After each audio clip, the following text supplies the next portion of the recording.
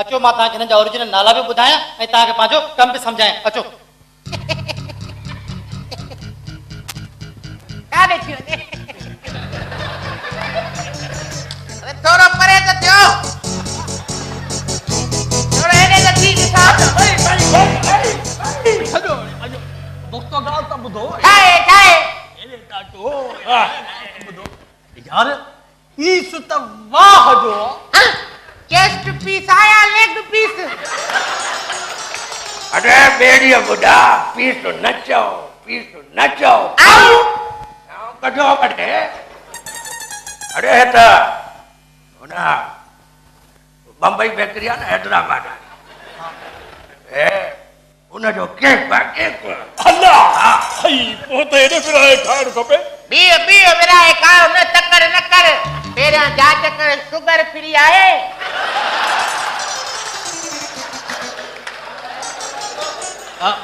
जी जी जी जी जी manager साहब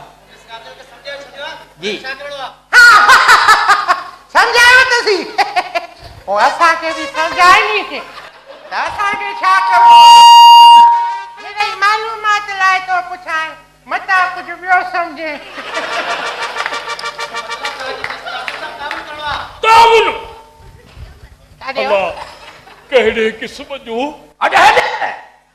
सफा को डटवा दे अरे उठणो वेहणो खाइणो पीअणो अठो मानो ॿियो वरी छा सोहेल साहब इन जो मतिलब त हाणे सुबुह बि टाइम ते पहुंदो हा 6 बजे सम्झी तव्हां त मुंहिंजो मथो ई फेराए छॾियो आहे हक़ ते त तव्हांखे मालकनि तड़े कजो आहे न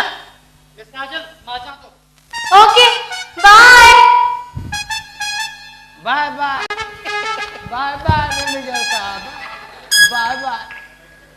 हली पो महल सां अरे पेंशन कढो आहे त कहिड़ो तुंहिंजे घर में रहिया पिया आहियूं अरे रहिया बि त ओल्ड हाउस में पिया आहियूं न ॻाल्हि थो करे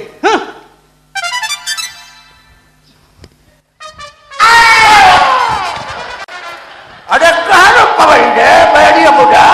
अरे छाचो गफूरा छाचो अरे गफूरा छाचो अरे छॾो थे नके मूंखे ख़बर आहे त हिनखे कहिड़ो पेट में वीलो पियो आहे अरे ख़बर आहे न मूंखे बस ओ मिस काजल अरे हली आ हिनखे चेक करे से अरे बस करे दे हली आ टकरी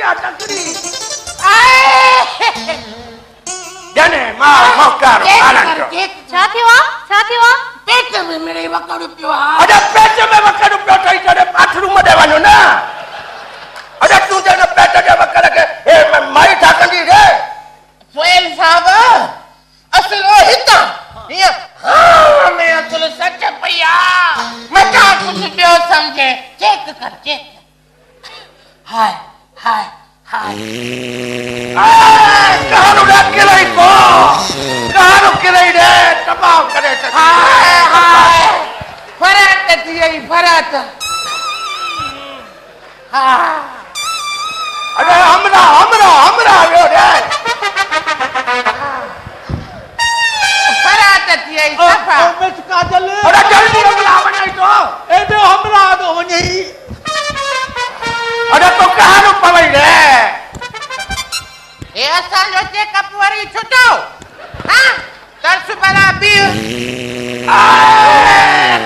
या उठे कारू रे हाय